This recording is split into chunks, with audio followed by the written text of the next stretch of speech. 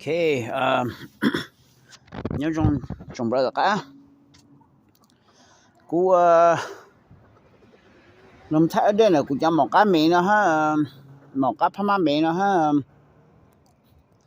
cú tụi mặt tròn nó ha còn mấy bao ha mấy bù nó okay I need a punch bag, okay? So make your brother cả you know, she may willing to donate like jana. Yeah, me bank comment go hana okay, text go na okay. Cuz I need a punch bag to breathe right now. Cho ku chuma ka breathe na ku che ku chaka ma ku tu ma chong lam breathe tu no che shop tlo ha cho jo ni chuma no kai na nu i mi ai da ha. Chaka na je embrace che chaka ni an tao slide na okay. So tụi mong nó khó có lúa á lê ý vì nó trên thế cái nó khó có lúa hay là so này cho sister nó khó có cho lúa thì tụi nó khó có lúa hay nữa okay so I'm gonna need a punch bag to breathe like ASAP, you know, within the next 2 days. But she gonna need the punch bag nó mà cô picky job, okay. The color has to be red. You go go to some polio. Xì lá lá nữa, okay. Cho red colors ha, ni chang yu lu lu nó okay. Ha cho cái chủ yếu là yi泡cho yi泡tờ nó okay. Ha có sáng tạo từ lâu cái món từ bu tổ cho ni tại lu chỗ nó cho họ cũng nhắm mong nên mi ai chơi. Nhiều chú ôn tờ nó chơi tại sao nhiều chỗ lại ha cho họ nhắm mong nên mi ai nè okay. So say make your brother guy who's willing to donate or mới thì punch bag mua cho cũng okay. So say me mua lấy chẳng okay.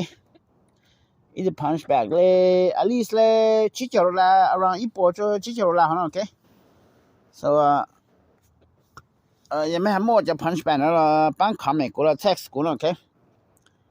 Because I really need ít chỗ cái luôn bring cho họ cũng bro chỉ cần cũng bring to manage in the backyard huh. So cụ chỉ sáng mà từ mặt trong bring ha sáng bring por lại nè cho họ nữa trong này nữa chúng nó cày nè. So I would appreciate, you know, if any brother can your Fresno around Fresno County nó em mấy bán mấy mua ít chỗ cái xì lá lá thằng lu nhau là gì phong chế hay gì tổ từ bu cho là càng là một chỗ nữa.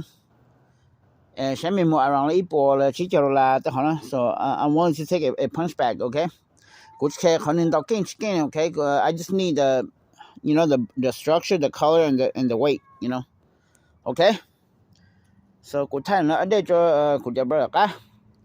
Sẽ mình nhớ around Fresno I'm need to more each punch bag. I want to let go cho sẽ mình hay có bắt cho cụ mà lấy contact của nó okay. Cụ mà bên mà lấy talk nó okay. Because I really need a brew to breathe. Cho họ bố một cái nhà tàng bố một cái ngăn tàng là gì cũng chỉ một lòng breathe này nữa, okay.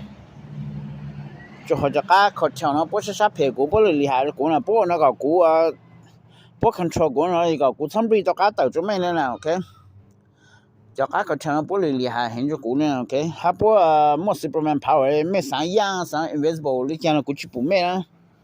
Chứ mấy sẽ sắp hết tàu cho cũng này okay. So cô sáng mình chắc chắn nó sẽ lên từ bậc cảnh lấy gửi từ punch bag của nó okay.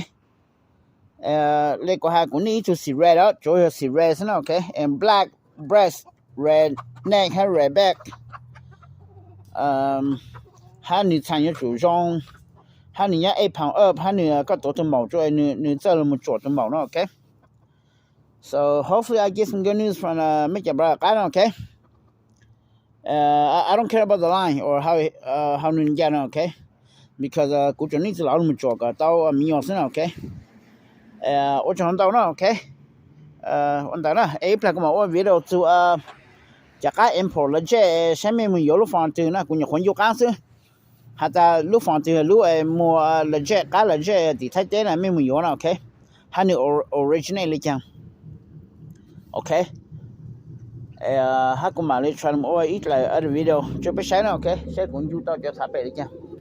Chứ sao cũng chưa lấy cho thà bây giờ cũng chưa mất soi cũng đã cá là nó chứ cũng chỉ bảo là một thằng giờ thì cũng chẳng ăn chú chứ cũng chỉ không là một mất soi cha là một thắc lại nó nào, ok.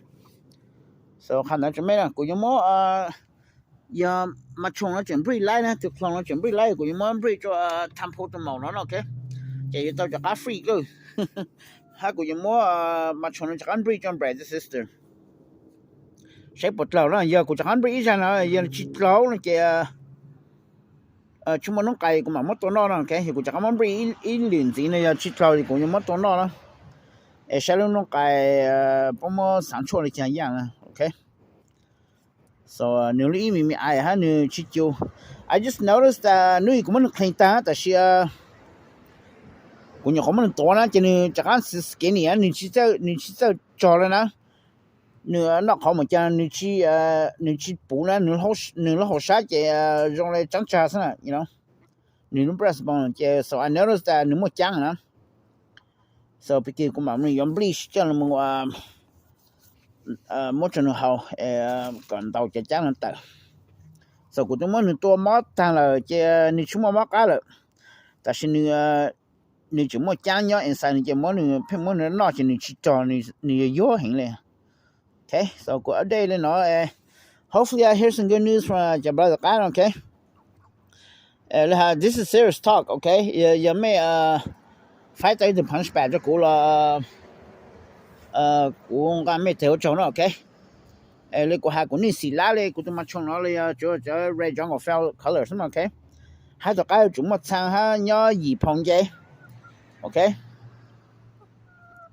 Ôn đó nè, em là cũng một video chụp cái sáng, ok. Tụi cái import cho là chơi farm nhớ thì thấy thế nào, ok. Ở trong đó